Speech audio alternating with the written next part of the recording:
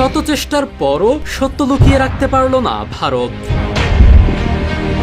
পাকিস্তানে হামলা করতে গিয়ে নিজেদের অহংকারের প্রতীক রাফাল যুদ্ধ বিমানের নাজেহাল অবস্থার খবর ধামাচাপা দেওয়ার কম চেষ্টা করেনি মোদী সরকার। তবে তথ্য প্রযুক্তির কল্যাণে থলের বেড়াল শেষ পর্যন্ত বেরিয়েই এলো।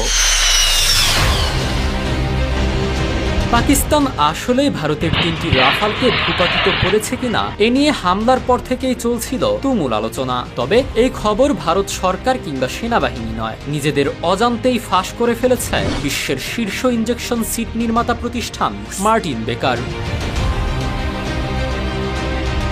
ব্রিটিশ প্রতিষ্ঠানটি প্রায় সব পশ্চিমা যুদ্ধ বিমানে ব্যবহৃত ইনজেকশন সিট সরবরাহ করে। যখনই তাদের কোনো সিট ব্যবহার করে কোনো পাইলট বেঁচে ফেরেন, তারা গর্ব করে সেটা ইনস্টাগ্রামে পোস্ট করে এবং তাদের total life saved counter update করে।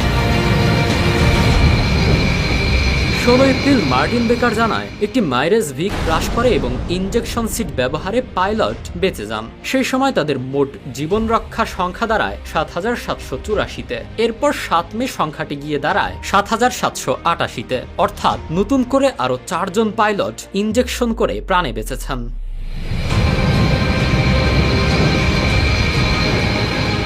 এই 21 দিনের মধ্যে জানা গেছে মার্কিন নৌবাহিনীর একটি FA-18 সুপার হর্নেট সাগরে পড়ে গিয়েছিল এবং একটি মাইরাজ 2000-এর ধ্বংসাবশেষ পাকিস্তানে ভারতীয় হামলার প্রেক্ষিতে ছড়িয়ে পড়ে। ফলে বাকি থাকে আরও 2টি গোপন ইনজেকশন।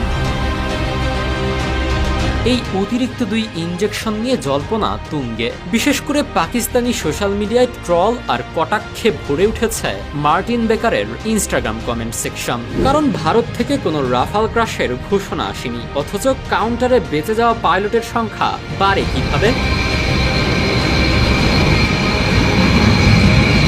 মার্টিন বেকার সাধারণত তখনই কাউন্ট বাড়ায় যখন পাইলট সুস্থভাবে ইনজেক্ট করে বেঁচে ফেরেন। মৃত পাইলটের ক্ষেত্রে কাউন্ট বাড়ানো হয় না, এটা তাদের নীতি। সুতরাং এই অতিরিক্ত 2 জনও বেঁচে আছেন।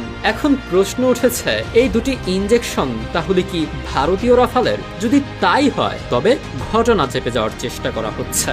যদিও অফিসিয়ালি কিছু বলা হয়নি, কিন্তু সংখ্যা কখনো মিথ্যে বলে না।